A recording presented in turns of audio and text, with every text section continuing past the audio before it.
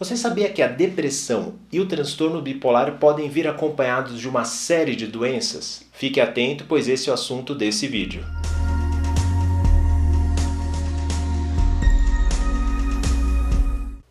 Olá a todos, meu nome é Fernando Fernandes, eu sou médico psiquiatra e pesquisador em São Paulo. Nesse vídeo eu quero compartilhar com vocês uma palestra sobre doenças associadas à depressão e ao transtorno bipolar. Essa palestra foi proferida no encontro psicoeducacional da ABRATA, Associação Brasileira de Portadores de Transtornos Afetivos. Antes de tudo, se você gosta dos assuntos aqui do canal, não deixe de se inscrever e clicar no sino para ser avisado de novos vídeos. Curta também a página do Facebook, Psiquiatra Fernando Fernandes, e me siga no Instagram, Psiquiatra Fernando Fernandes. Muitas vezes as doenças podem interagir de uma maneira complexa, sejam doenças psiquiátricas, sejam doenças clínicas, interagindo com a depressão e com o transtorno bipolar. Sobre isso que eu vou comentar nessa palestra. Então, um bom vídeo para vocês, espero que você aproveite. Muito bem, gente, e para finalizar, eu vou passar alguns conceitos gerais para vocês sobre a importância do diagnóstico diferencial. Por que é importante a gente pensar em diagnóstico diferencial? Porque muitas doenças, elas têm uma sobreposição de sintomas e acaba confundindo uma doença com a outra. Isso pode levar a um diagnóstico errado e a gente já viu as consequências de um diagnóstico errado, né? Todo direcionamento terapêutico vai para um lado, enquanto deveria ir para o outro. Um exemplo, olha, depressão versus transtorno bipolar. Como que esse diagnóstico é feito errado? A gente já conversou hoje aqui. A pessoa chega em depressão, mas não se pesquisa no passado a existência de episódios maníacos e hipomaníacos. Esse é o diagnóstico errado mais comum nos pacientes bipolares. Vocês que frequentam a ABRATA, acho que vocês vão saber a resposta do que eu vou dizer. Quanto tempo, em média, demora para se fazer o diagnóstico? Desde o início da doença até a hora que é feito o diagnóstico no transtorno bipolar, quanto tempo leva em média? 10 anos. 10 anos em média. E muitas vezes, realmente, o diagnóstico no início da doença seria difícil, mas outras vezes bastaria uma pesquisa para identificar os episódios maníacos no passado. Então esse aqui é o primeiro que a gente tem que tomar cuidado. Esse aqui é interessante. Será que o que eu tenho é um transtorno de humor ou um transtorno de personalidade? Esse é um outro tema que eu vi que nos psicoeducacionais da ABRATA são bem abordados, né? O que eu posso dizer para vocês aqui? Os transtornos do humor, sobretudo o transtorno bipolar, ele acontece de maneira fásica. Ele acontece de maneira fásica. Já os transtornos de personalidade, eles vêm no desenvolvimento e na formação da personalidade da pessoa durante a adolescência e se cristalizam no início da vida adulta. Então, eles, mais do que uma fase, os sintomas caracterizam, gente, um modo de ser, um comportamento que é relativamente estável ao longo do tempo. Esse é o principal critério que a gente usa para diferenciar, né? A primeira vez que a gente vê um transtorno bipolar, por exemplo, de um transtorno borderline. E o transtorno bipolar e borderline têm uma sobreposição de sintomas. O borderline e o bipolar podem ter oscilação do humor. O borderline e o bipolar podem ter impulsividade, por exemplo. Não é? O borderline e o bipolar, eles podem ser hipersensíveis e responder de maneira exagerada às adversidades, aos estímulos da vida. Diferenciar um do outro, às vezes, exige muita competência e muita experiência do profissional. Mas uma coisa que dá para a gente compartilhar, assim, que é facilmente compreensível. Bipolar a gente sabe, é uma doença que é fásica, ela acontece em fases diferentes, ela tem fases diferentes. Já um borderline, ele tem um padrão de comportamento disfuncional, muitas vezes começou na adolescência, início da vida adulta e vai se cristalizando ao longo da vida. É um pouco diferente, ok? Esse é um diagnóstico diferencial importante. Esse aqui eu gosto também. É um transtorno do humor ou é ansiedade que eu tenho? Gente, sabia que do ponto de vista conceitual, a ansiedade é um problema do humor também? O nosso humor pode estar alterado para depressão, pode estar alterado para euforia, para irritabilidade, para disforia ou para ansiedade. A ansiedade é uma alteração do humor. E eu já falei para vocês também que a ansiedade ela pode fazer parte do quadro depressivo.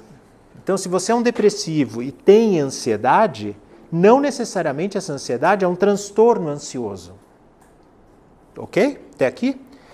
Porém, se eu tenho depressão, eu posso ter um transtorno ansioso de fato? Pode. Então a pessoa tem depressão e transtorno do pânico. Aí a gente já está falando do que, gente? A gente já está falando de uma doença acontecendo junta. Então olha só, a ansiedade ela pode acontecer como um sintoma do transtorno do humor ou ela pode ser uma doença associada. Transtorno do humor versus dependência. Esse é preciso fazer o diferencial também. Transtorno do humor não pode levar a pessoa, por exemplo, num episódio maníaco, a consumir drogas, exagerar no álcool, como a moça que eu referi aqui um tempo atrás. Pode. Então, na vigência do transtorno do humor de uma crise, isso pode levar o quê? Ela ao consumo de drogas, ao abuso de álcool, ao abuso de tabaco, até o consumo de cafeína pode aumentar numa crise de um transtorno bipolar, por exemplo. Aí seria o quê, gente? O uso, o abuso da substância seria relacionado ao transtorno do humor. Mas acontece também do quê? Do bipolar estar numa fase boa, não tem sintoma nenhum, ele está controlado, está medicado, está direitinho. Mas ainda assim ele fazer abuso de álcool, por exemplo. Aí seria já o quê? Uma doença associada.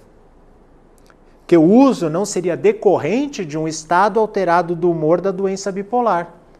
Vocês entendem a sutileza? Pode ser que um comece antes e outro depois também. Vou dar um exemplo.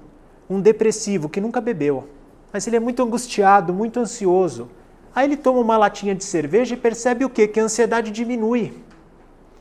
E aí ele passa a tomar 2, 3, aí ele percebe que o sono vem se ele tomar 4 também. Então, além de diminuir a ansiedade, ele consegue dormir. Então, uma pessoa, a doença começou com uma depressão, ele usou o álcool para aliviar os sintomas e pode acabar dependente. Também tem o contrário.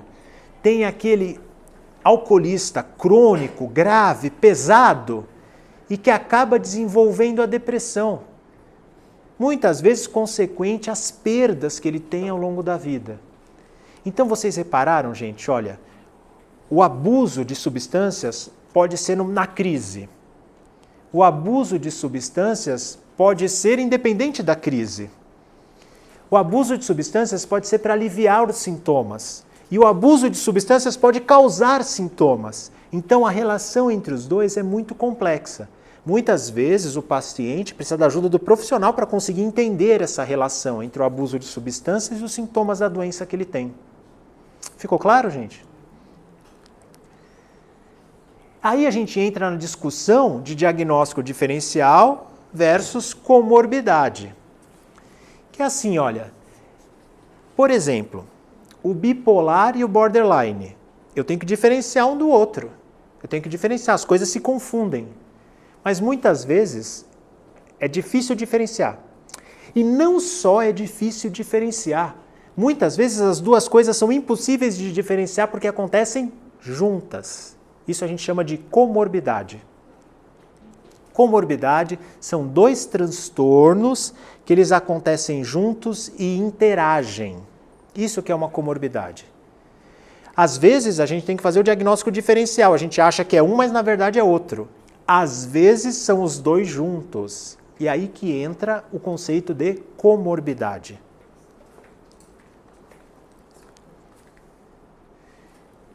Gente, era isso que eu tinha para falar para vocês hoje. Eu estou no meu tempo, né? Eu tenho alguns minutos, então deixa eu aproveitar para fazer minha propaganda agora, gente.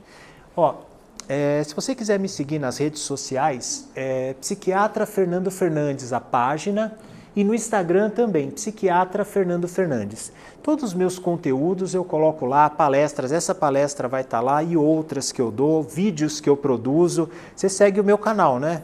É legal, né? É muito legal. É sim, claro que é muito legal. Tá bom, gente? Eu coloco os vídeos aqui, as minhas publicações todas eu coloco aqui. E o meu xodó é o canal que ela segue já, né? Também Psiquiatra Fernando Fernandes. É tudo Psiquiatra Fernando Fernandes. Não porque eu sou narcisista, mas porque fica fácil. É tudo isso, já sabe. Psiquiatra Fernando Fernandes com S, né? Tem muitos temas, todas as minhas participações na mídia, palestras e vídeos de assuntos interessantes que eu produzo estão lá. Recentemente, com a polêmica, por exemplo, a respeito do ECT, surge um assunto que está importante, eu coloquei lá um vídeo sobre ECT, tá bom? Então, conto com vocês lá. Dá um like, curte, compartilha, né? É isso aí, gente. Olha, muito obrigado. Quem quiser também informações, gente, nas mídias do Gruda, né, no site progruda.com, ou programa Transtornos Afetivos, no Facebook, e tem o aplicativo do Gruda também, gente. E tem o site da Abrata também, tem um blog mantido, né? O Conselho Científico alimenta o blog com assuntos científicos, o pessoal da diretoria também está sempre alimentando com assuntos de interesse de pacientes bipolares e depressivos. Então não deixa também de ver as mídias da Abrata, tá bom? E para quem quiser fazer uma colaboração, aí estão os dados da conta. Tá bom, gente? Muito obrigado pela atenção de vocês. Vamos fazer um intervalo, depois a gente volta para as perguntas, né?